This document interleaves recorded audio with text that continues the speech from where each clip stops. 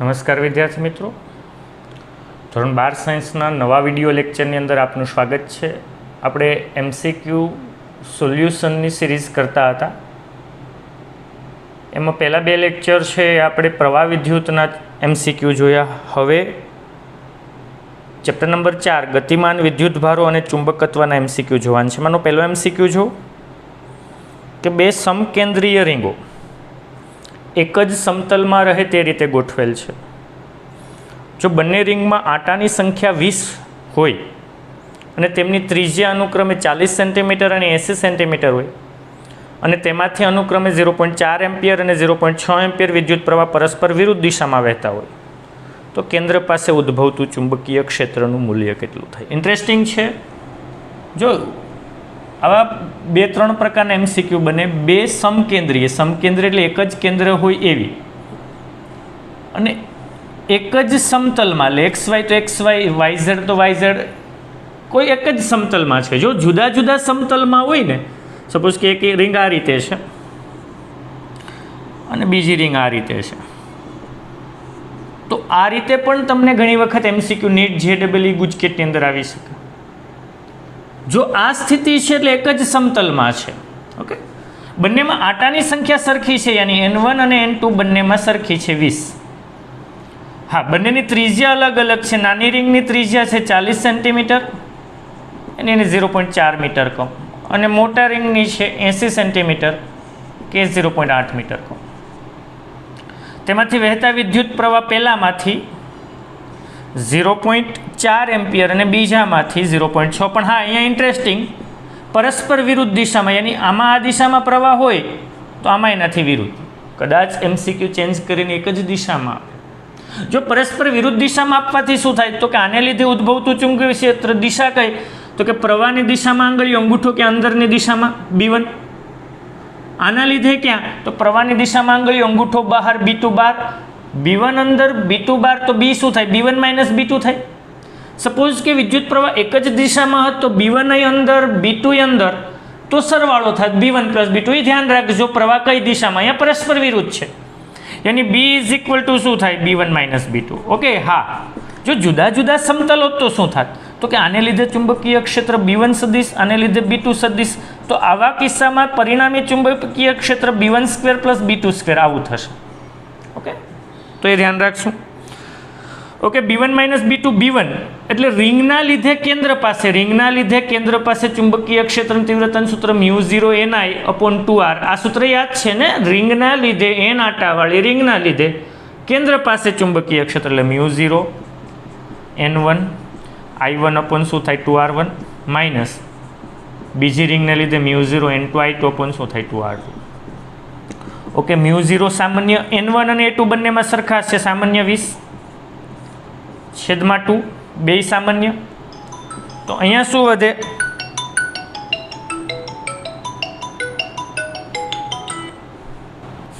તો N1 20 સામાન્ય, તો અહીંયા શું વધે I1/R1. I1 કેટલા છે 0.4, R1 કેટલા 0.4 માઇનસ I2 0.6/R2 0.8. રેડી? 10 દુ 20 આગળ એટલે 1, અને હું 6/8 એટલે કે 2 તેરી 6, 2 ચોક 8 કહી શકું, 3/8. એની μ0 × 10. અહીંયા શું થાય લસા 4માંથી 3 જાય 1/4, યાની 4/10 μ0, જે તમારો જવાબ થશે. અહીંયા μ0 ની કિંમત લખવાની નથી કીધી એટલે આટલું જ રાખશું. રેડી? ઓપ્શન આવશે C, 10/4 μ0. Okay, next MCQ number 2 જો ઇન્ટરેસ્ટિંગ છે, થોડુંક સૂત્ર ઉપર ધ્યાન રાખશું. નંબર 2 છે, સ્મોલ m દળવાળું એક કણ Q વિદ્યુતભાર ધરાવે. આ કણને કેપિટલ V જેટલા વિદ્યુત સ્થિતિમાન હેઠળ પ્રવેગિત કરીને ચુંબકીય ક્ષેત્રમાં Bમાં લંબરૂપે દાખલ કરવામાં આવે તો એ R ત્રિજ્યાના વર્તુળાકાર માર્ગે ગતિ કરે તો કણનો વિદ્યુતભાર અને દળનો ગુણોત્તર Q/m ખાલી જગ્યા થાય.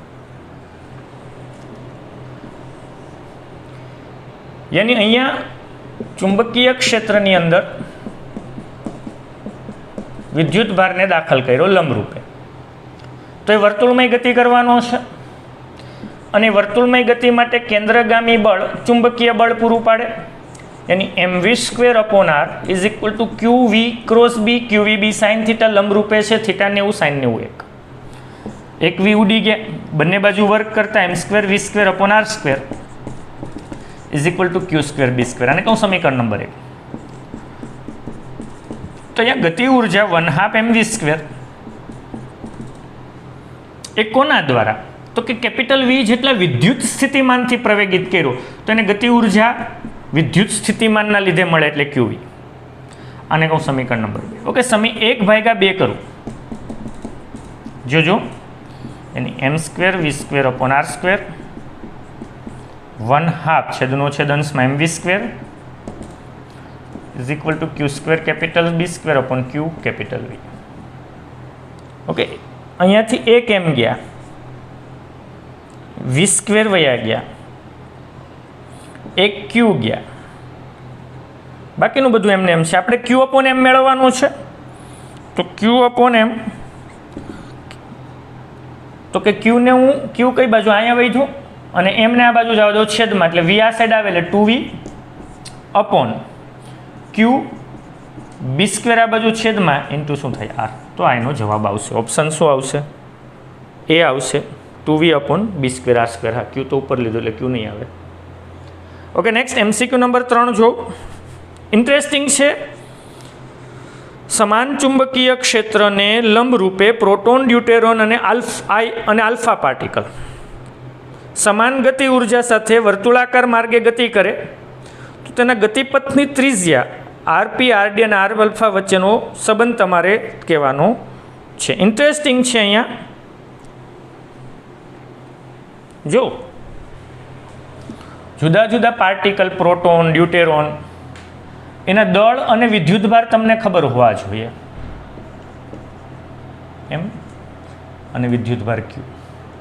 કે ભાઈ પ્રોટોન છે, પ્રોટોન એને H11 કહેવાય, એટલે એનું દળ MP પ્રોટોનનું અને એનું વિદ્યુતભાર E હોય. ડ્યુટેરોન એટલે ભારે પાણી, જો આનો ઘણી જગ્યાએ યુઝ થાય એટલે 2 MP હોય, કારણ કે એનો ઉપર પરમાણુ ભારાંક 2 છે એટલે 2 MP પ્રોટોન કરતા બહુ, અને અહીંયા એક જ ઇલેક્ટ્રોન, એક જ પ્રોટોન એટલે એનું વિદ્યુતભાર E.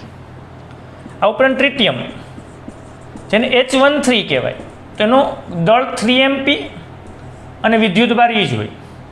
અને જ્યારે આલ્ફા પાર્ટિકલ એ હિલિયમ-24 નું ન્યુક્લિયસ છે, યાની એનું દળ 4 MP, પરમાણુ ભારાંક 4 છે એટલે 4 MP અને વિદ્યુતભાર 2E જેટલો હોય. આ ખબર હોવી જોઈએ. અને જ્યારે લંબરૂપે દાખલ કરવામાં આવે આમાંથી કોઈને, તો એ વર્તુળમય ગતિ કરે ને ત્રિજ્યા r mv अपॉन qb હોય. જો આમાંથી ત્રિજ્યાનો ગુણોત્તર કીધો હોત તો ત્રિજ્યા દળ અને વિદ્યુતભાર અચળ વેગ કે અચળ ચુંબકીય ક્ષેત્રમાં અચળ વેગથી, એવો શબ્દ આપ્યો હોત ને, સમાન વેગથી દાખલ કરવામાં આવે તો ત્રિજ્યા m अपॉन q ઉપર આધાર રાખે. જો ઇન્ટરેસ્ટિંગ, અહીંયા નથી કીધું, અહીંયા સમાન ગતિ ઉર્જાથી, યાની તમારે એ સૂત્રમાં ગતિ ઉર્જા લાવવાનું છે. આ સૂત્રનો યુઝ થશે નહીં. આ સૂત્રનો યુઝ ત્યારે જ થાય જ્યારે સમાન વેગ આપ્યું હોય. તો સમાન ગતિ ઉર્જા છે તો પહેલા તો કેન્દ્રગામી બળ mv² अपॉन r છે, એ q vb sin theta, theta 90 લંબરૂપ એટલે qvb. અને સમીકરણ 1 કહું. ઓકે, એક vv ગયા.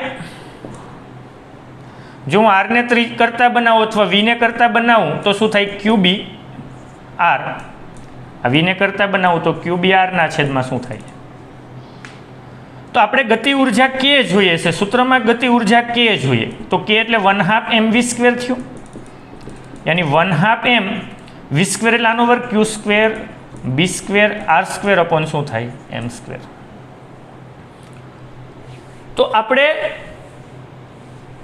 એની વર્તુળાકાર પથની ત્રિજ્યા r² ને કરતા બનાવવા પડે, ત્રિજ્યા r² ને, તો 2 1 m વયા ગયા છે એટલે 2m 2 આ બાજુ m છેદમાં q² ઇન્ટુ b² થાય. તો ત્રિજ્યા r છે એ વર્ગમૂળમાં શું થાય? 2m છેદમાં વર્ગમૂળમાં શું થાય? 2m अपॉन q² b² નું વર્ગમૂળ શું થાય? qb. યાની કે ગતિપથની ત્રિજ્યા એ દળના વર્ગમૂળના સમપ્રમાણમાં અને વિદ્યુતભારના વ્યસ્ત પ્રમાણમાં હોય છે.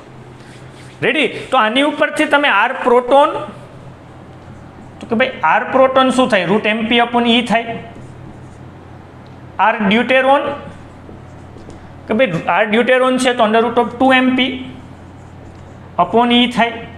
અને આર આલ્ફા તો અંડર રૂટ ઓફ 4MP, અને 4નું વર્ગમૂળ 2 થયા એટલે 2 under root of MP upon 2E, તો 2 2 ગયા. યાની કે જો પ્રોટોન અને આલ્ફાની ત્રિજ્યા, આર પ્રોટોન અને આર આલ્ફા સરખી છે, અને ડ્યુટેરોનની બંને કરતાં કેવી હોય છે?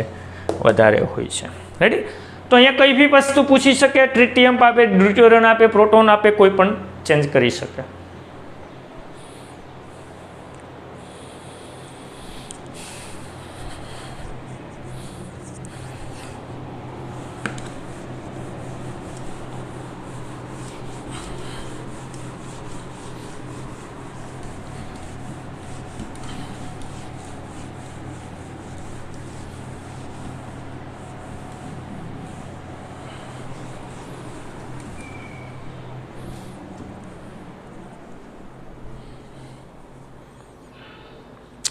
ઓકે, MCQ નંબર 4 છે.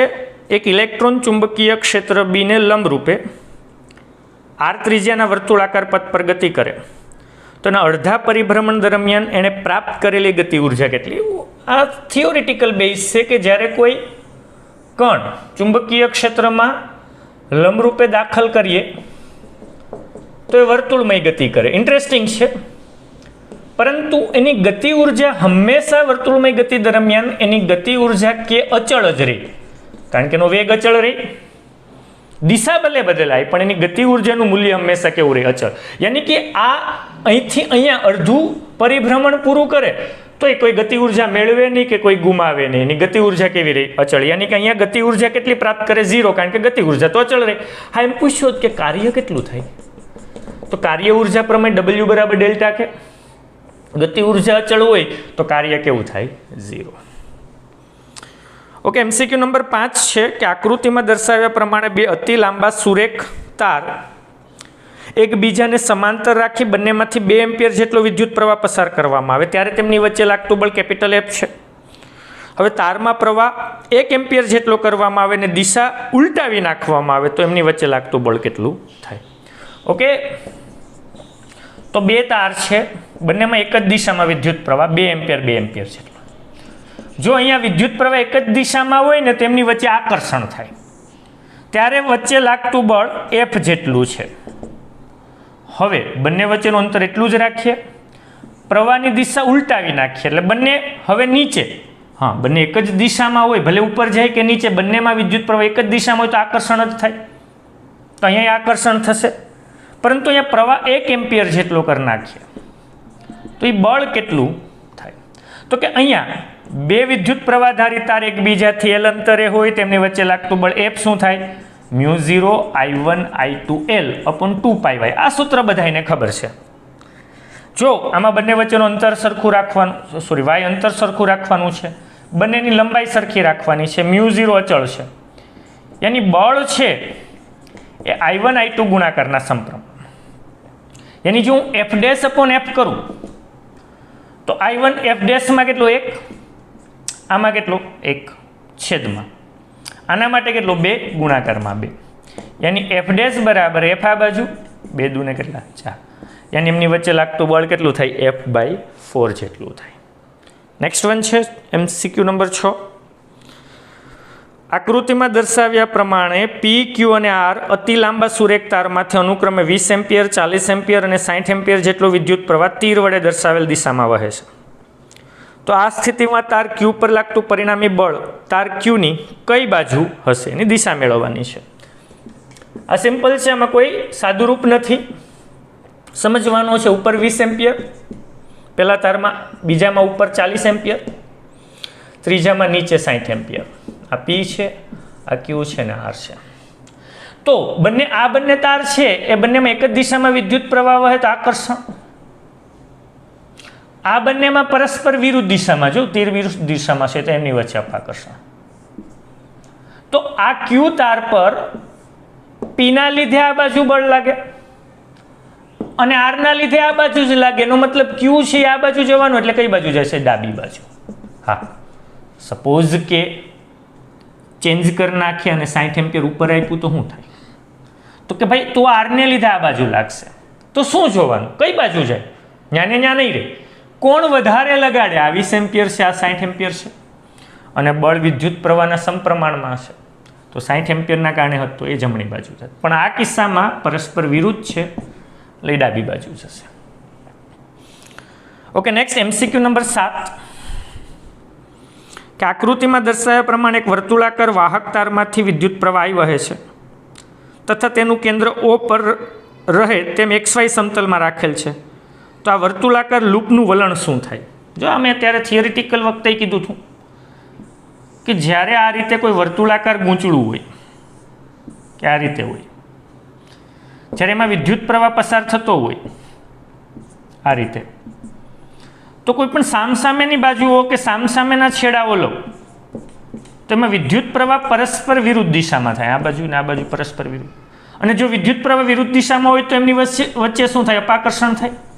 અને જો આમની વચ્ચે અપાકર્ષણ થાય તો આ કેવું કામ કરે? પ્રસરવાનું કરે. અને આ જ સિદ્ધાંત ઉપર ડોરબેલ કામ કરે. ડોરબેલમાં મેં કીધું તો આ રીતે વિદ્યુત પ્રવાહ જતો હોય તો આ બંને તાર વચ્ચે અપાકર્ષણ થાય, જેના કારણે અપાકર્ષણના કારણે જેવી તમે સ્વિચ ઓન કરો ડોરબેલની, આ રીતે સ્વિચ ઓન કરો એટલે વિદ્યુત પ્રવાહ જાય, જેના કારણે આ પ્રસરણ થાય, જેના કારણે આની સાથે અથડાય એટલે ડોરબેલનો અવાજ આવે. ઓકે, નેક્સ્ટ MCQ નંબર 8 સમાન વિદ્યુત ક્ષેત્ર અને સમાન ચુંબકીય ક્ષેત્ર અધો દિશામાં છે. ઇલેક્ટ્રોનને અધો દિશામાં ગતિ કરાવવામાં આવે તો ઇલેક્ટ્રોનના વેગમાં શું ફેરફાર થાય? ઓકે, યાની વિદ્યુત ક્ષેત્ર નીચે, ચુંબકીય ક્ષેત્ર નીચે, ડોટ વડે કહું. હવે ઇલેક્ટ્રોનને નીચે તરફ આ રીતે ફેંકો તો એના ઉપર ચુંબકીય બળ Fm લાગે, પણ એ QV cross B QVB sin theta થાય. નીચે તરફ લગાડો તો એના વેગની દિશા અને ચુંબકીય ક્ષેત્ર નીચે છે θ0 sin 0 0, યાની કે ચુંબકીય ક્ષેત્રના કારણે એના ઉપર કોઈ ચુંબકીય બળ નહીં લાગે. હા, વિદ્યુત ક્ષેત્રના કારણે એના ઉપર વિદ્યુતીય બળ લાગશે. પણ જો વિદ્યુત ક્ષેત્ર નીચે તરફ છે એટલે ઉપર ધન વિદ્યુતભાર, નીચે ઋણ વિદ્યુતભાર સમજવાનું, કારણ કે વિદ્યુત ક્ષેત્ર ધનથી ઋણ તરફ હોય. યાની ઉપર ધન વિદ્યુતભાર છે તો આ ઇલેક્ટ્રોન પર ધન વિદ્યુતભાર છે, આકર્ષણ બળ લગાડે, જેના કારણે ઇલેક્ટ્રોન તો ઉપર જવાનો પ્રયત્ન કરે. એટલે તમે જેવો નીચે ફેંકો તો નીચે જાય, પણ ઉપર લાગતા બળના કારણે એના ઉપર લાગતા બળના કારણે એના વેગમાં શું થશે? ઘટાડો થશે. ઓકે, નેક્સ્ટ MCQ નંબર 9 છે એકબીજાથી R જેટલા અંતરે રાખેલા બે સમાંતર પાતળા તારમાં દરેકમાં I જેટલો વિદ્યુત પ્રવાહ વહે છે. આથી કોઈ એક તારની એકમ લંબાઈ દીઠ બીજા તાર પર લાગતું બળ, યાની બે તાર વચ્ચેનું અંતર R હોય, અનંત લંબાઈના તાર હોય તો એકમ લંબાઈ દીઠ લાગતું બળનું સૂત્ર શું થાય? μ0 I1. હા, આમાંય I, આમાંય I, બંનેમાં સમાન વિદ્યુત પ્રવાહ એટલે I × I I square upon શું થશે? 2πr. તો એકમ લંબાઈ દીઠ લાગતું બળ શું થાય? μ0 I સ્ક્વેર અપોન 2πr. બહુ ઇઝી છે, ખાલી સૂત્ર જ હતું, નોટ ડાઉન કરી નાખજો.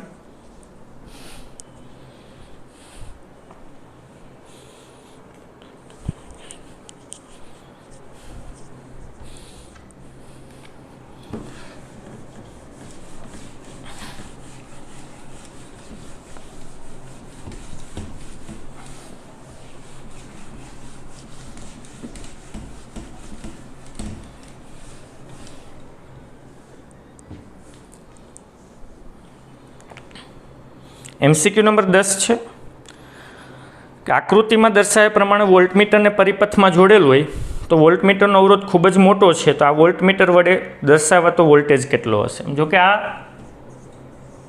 પ્રવાહ વિદ્યુત ચેપ્ટરનો એક્ઝામ્પલ થાય, આપણે અહીંયા સોલ્વ કરીએ.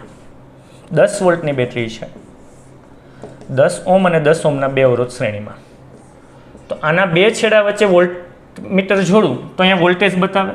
યાની તમારે આના બે છેડા વચ્ચે વોલ્ટેજ મેળવવાનો છે, યાની કે V' બરાબર એમાંથી પસાર થતો પ્રવાહ ઇન્ટુ એનું અવરોધ R1 કહું અને R2 કહું. તો તો પહેલાં તો પ્રવાહ આઈ જોઈએ. આઈ એટલે વી વોલ્ટેજ અપોન કુલ અવરોધ 10 ને 10 કેટલો 20 10/20 એટલે 1/2 એમ્પિયર પ્રવાહ પરિપથમાંથી પસાર થાય. તો વી ડેશ બરાબર શું થાય આઈ 1/2 ગુણાકારમાં R1 કેટલા 10 અને એના બે છેડા વચ્ચે વોલ્ટેજ કેટલો હોય 5 વોલ્ટ. આના બે છેડા વચ્ચે કેટલો હોય 5 વોલ્ટ. કંઈક બીજી ચેન્જ કરીને આપે તો તમે ગણી શકવા જોઈએ. Okay, next interesting. બી માન ધરાવતા સમાન ચુંબકીય ક્ષેત્રમાં ક્ષેત્રને લંબરૂપે ક્યુ વિદ્યુતભાર ધરાવતો એમ દળવાળો કણ આર ત્રિજ્યાના વર્તુળાકાર પથ પર ગતિ કરે. આથી આ કણને એક પરિભ્રમણ પૂરું કરવા લાગતો સમય જેને કહેવાય આવર્તકાળ. તો એમાંય કે આવર્તકાળ મેળવો. બી જેટલું માન ધરાવતા ચુંબકીય ક્ષેત્રમાં ક્યુ વિદ્યુતભારને લંબરૂપે દાખલ કરવામાં આવે તો આર ત્રિજ્યાના વર્તુળાકાર માર્ગે ગતિ કરે અને એની ત્રિજ્યા આર એમવી અપોન ક્યુ બી જેટલી હોય એ આપણે ખબર છે, હમણાં જ મેં કીધું હતું. હા, એનું રેખીય વેગ એટલે એને કાપેલું કુલ અંતર પરિઘ જેટલું છેદમાં લાગતો સમય ટી આવર્તકાળ થાય. તમારે આવર્તકાળ મેળવવો ટી કરતા બનાવવું તો શું થાય 2πr/v યાની 2π/v આર શું છે mv/qb. ઓકે, તો વી ઉડી ગયા. તો આવર્તકાળ ટી શું થશે 2πm/qb છે ઓપ્શન. હા, ઓપ્શન ડી 2πm/qb થાય આવર્તકાળ. આવૃત્તિ કીધું હોય તો આવર્તકાળનો વ્યસ્ત આવૃત્તિ તો શું થાય qb/2πm. Okay, next. એક લાંબા તારમાંથી સ્થાયી વિદ્યુત પ્રવાહ વહે. હવે તેને એક વર્તુળાકાર વાળતા બનતા લૂપના કેન્દ્ર પર ચુંબકીય ક્ષેત્ર કેપિટલ બી. હવે ધારો કે આ જ તારને વર્તુળાકાર એન આંટાવાળા લૂપમાં વાળવામાં આવે તો એના કેન્દ્ર પર ચુંબકીય ક્ષેત્ર ખાલી જગ્યા થાય. ઓકે, એક તાર છે એલ લંબાઈનો, એમાંથી એક આંટાવાળા લૂપમાં વાળું એની ત્રિજ્યા કેપિટલ આર છે, ત્યારે એના કેન્દ્ર પર ચુંબકીય ક્ષેત્ર બી છે એવું કહી દીધું. આમાં આઈ જેટલો એટલે આમાં આઈ જેટલો જ વિદ્યુત પ્રવાહ પસાર થાય. હવે એ જ તારમાંથી સ્મોલ આર ત્રિજ્યાના એન આંટાવાળું ગૂંચળું બનાવવું અને એના કેન્દ્ર પર ચુંબકીય ક્ષેત્ર બી ડેશ. હા, વિદ્યુત પ્રવાહ તો એમાંય આઈ, તો બી ડેશ શું થાય? ઓકે, પહેલાં તો એલ લંબાઈના તારમાંથી આ બંને બનાવ્યા એટલે એની લંબાઈ છે આના પરિઘ જેટલી 2πr, આના પરિઘ જેટલી 2πr, પણ આવા એન આંટા છે કારણ કે એન આંટામાં વાળી તો n × 2πr થાય. એક આંટો હોય તો 2πr, n હોય તો 2πr × n થાય. રેડી? તો હવે આના કેન્દ્ર પર ચુંબકીય ક્ષેત્ર બી બરાબર શું થાય μ0 I એક જ આંટો છે અપોન 2r. હા, r ને કરતા બનાવું તો l/2π લખી શકો. અને બી ડેશ બરાબર શું થાય તો કે બી ડેશ બરાબર μ0 અહીંયા n આંટા છે એટલે ni/2 સ્મોલ r. તો આ સ્મોલ r ને કરતા બનાવું તો શું થાય l/છેદમાં છેદનો છેદંશમાં n/2π થાય. આને કહું સમીકરણ 1, આને કહું સમીકરણ 2. ઓકે, સમી 2 ને 1 વડે ભાગી નાખું તો બી ડેશ અપોન બી થાય. તો બી ડેશ શું થાય μ0 ni × nπ અપોન 2l આના છેદમાં μ0I × 2π છેદનો છેદંશમાં એટલે શું થાય 2l ગયા, μ0 ગયા, I ગયા, રેડી 2 પણ ગયા, સોરી પાઈ પણ ગયા. તો વધ્યું શું n × n એટલે n². તો બી ડેશ અપોન બી બરાબર શું થશે n² થાય, યાની બી ડેશ બરાબર n²b થશે. તો ઓપ્શન આવશે બી ડેશ બરાબર n²b, એની option number B. Okay, MCQ number 13 જો, એ પણ ઇન્ટરેસ્ટિંગ છે, ઇમ્પોર્ટન્ટ છે. 1 મીટર લંબાઈના વાહક તારને એક વર્તુળાકાર રૂપમાં વાળવામાં આવે અને તેમાંથી 1 એમ્પિયર વિદ્યુત પ્રવાહ વહેતો હોય તો એની ડાયપોલ મોમેન્ટ કેટલી થાય? ઓકે, અહીંયા ડાયપોલ મોમેન્ટનો છે 1 મીટર લંબાઈનો તાર છે, એને વર્તુળાકાર લૂપમાં વાળ્યો, ત્રિજ્યા r છે. હા, એની લંબાઈ છે એના પરિઘ જેટલી થાય તો ત્રિજ્યા કેટલી l/2π જેટલી થાય, યાની r બરાબર l 1 મીટર ના છેદમાં 2π થયું. ઓકે, ડાયપોલ મોમેન્ટ, ડાયપોલ ચુંબકીય dipole moment m is equal to શું થયું? I ઇન્ટુ એ થયું. યાની I ઇન્ટુ ક્ષેત્રફળ વર્તુળાકાર છે એટલે પાઈ આર સ્ક્વેર થયું. હા, I 1 એમ્પિયરનો જ વિદ્યુત પ્રવાહ હોય એટલે 1 પાઈ આર સ્ક્વેર, અને આનો વર્ગ 1/4 પાઈ સ્ક્વેર. 2 નો વર્ગ 4 થયું, પાઈ પાઈ ગયા તો ડાયપોલ મોમેન્ટ 1/4 પાઈ. હા, ડાયપોલ મોમેન્ટ છે એટલે એકમ શું થાય? Ampere into metre. તો 13માં ઓપ્શન ડી 1/4 પાઈ આવશે. ઓકે, આટલું નોટ ડાઉન કરી નાખજો.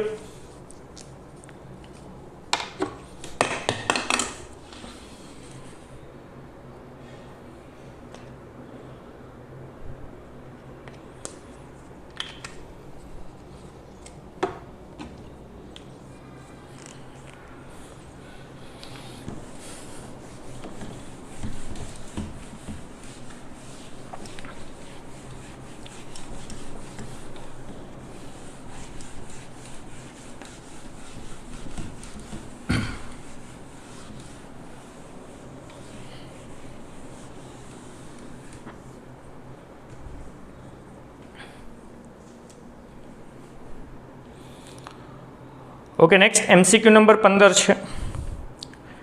M દળવાળા અને Q વિદ્યુતભાર ધરાવતા બે કણોને 2r લંબાઈના એક સળિયાના છેડા પર, દરેક છેડા પર એક M ચોંટાડેલા છે અને ઓમેગા જેટલી કોણીય ઝડપથી એને પરિભ્રમણ કરાવવામાં આવે તો ચુંબકીય ડાયપોલ મોમેન્ટ અને કોણીય વેગમાનનો ગુણોત્તર મેળવવાનો છે. આ ઇન્ટરેસ્ટિંગ છે પણ યાદ રાખી લેવાનું છે. એક 2r ત્રિજ્યાને લંબાઈનો સળિયો છે, એના છેડા ઉપર mm દળ અને Q વિદ્યુતભાર ધરાવતા બે વિદ્યુતભારોને ચોંટાડેલ છે. જ્યારે એને વર્તુળાકારમાં વાળવામાં આવે ત્યારે એની ડાયપોલ મોમેન્ટ અને કોણીય વેગમાનનો ગુણોત્તર હંમેશા Q/2m જેટલો થાય, જેને આપણે ગાયરોમેગ્નેટિક રેશિયો કહીએ. આ વસ્તુ આપણે ભણી ગયા, આ યાદ જ રાખી લઈશું. ગાયરોમેગ્નેટિક રેશિયો એટલે ડાયપોલ મોમેન્ટ અને કોણીય વેગમાનનો ગુણોત્તર, એનું મૂલ્ય કેટલું હોય? E 1.6 × 10⁻19 અને M 9.1 × 10⁻31, તો 8.8 × 10⁻10 કુલમ પ્રતિ કિલોગ્રામ. કદાચ ગાયરોમેગ્નેટિક રેશિયોનો એકમ કે પારિમાણિક સૂત્ર પણ પૂછી શકે. ઓકે, નેક્સ્ટ MCQ નંબર 16 છે. એક અતિ લાંબા સોલેનોઇડમાં 1 સેન્ટીમીટર દીઠ 100 આંટા, તો 1 મીટર દીઠ, 1 મીટર એટલે 100 સેન્ટીમીટર દીઠ કેટલા? જેને એકમ લંબાઈ દીઠ આંટા કહેવાય. 100 ગુણાકારમાં 100 એટલે 10⁴ થયા. તેમાંથી 5 એમ્પિયર વિદ્યુત પ્રવાહ વહે છે. તો તેની અક્ષ પર, તો સોલેનોઇડની અક્ષ પર ચુંબકીય ક્ષેત્ર μ0 સ્મોલ ni થાય. આપણી પાસે સ્મોલ n છે એટલે 4 pi × 10⁻⁷ ઇન્ટુ સ્મોલ n કેટલા? 10⁴ અને I કેટલા? 5. 5 ચોક 20, 20 ગુણાકારમાં પાઈ 3.14 ગુણાકારમાં 10⁻³ જેને 62 6.28 અથવા 62.8 ગુણ્યા 10⁻³ અથવા 6.28 ગુણ્યા 10⁻² ટેસ્લા કહી શકું. તો આ તમને ચુંબકીય ક્ષેત્ર સોલેનોઇડ. હા, સોલેનોઇડની અંદર પૂછ્યું હોય તો સોલેનોઇડની અંદર ચુંબકીય ક્ષેત્ર શૂન્ય હોય. ઓકે, નેક્સ્ટ MCQ નંબર 17 છે કે બે અતિ લાંબા વિદ્યુત વાહક તારને એકબીજાથી d અંતરે રાખ્યા, પરસ્પર વિરુદ્ધ દિશામાં અને સમાન વિદ્યુત પ્રવાહ પસાર કરવામાં આવ્યો. હવે બંને તારો વચ્ચેના d/2 એટલે અહીંથી d/2 અહીંથી d/2 કુલ અંતર d છે. Q જેટલા વિદ્યુત ભારિત કણને બંને તારોથી રચાતા સમતલને લંબરૂપે v વેગથી દાખલ કરવામાં આવે તો કણ પર લાગતું ચુંબક. જો અહીંયા આ તારને લીધે ઉદ્ભવતું ચુંબકીય ક્ષેત્ર અંતરે એટલું છે એટલે B1, આને લીધે છે તો કે આને લીધે અંદર અને આને લીધે અંદર છે એટલે B1 + B2, યાની ચુંબકીય ક્ષેત્ર અંદર કંઈક હશે પરિણામે. પણ અંદર ચુંબકીય ક્ષેત્ર છે અને એ જ દિશામાં વિદ્યુત ભારને દાખલ કરું તો ચુંબકીય બળ QV × B QVB sin θ. અહીંયા વેગ અને ચુંબકીય ક્ષેત્ર વચ્ચેનો ખૂણો 0 sin 0 0 એટલે ચુંબકીય બળ 0 થાય. ઓકે, MCQ નંબર 18 છે.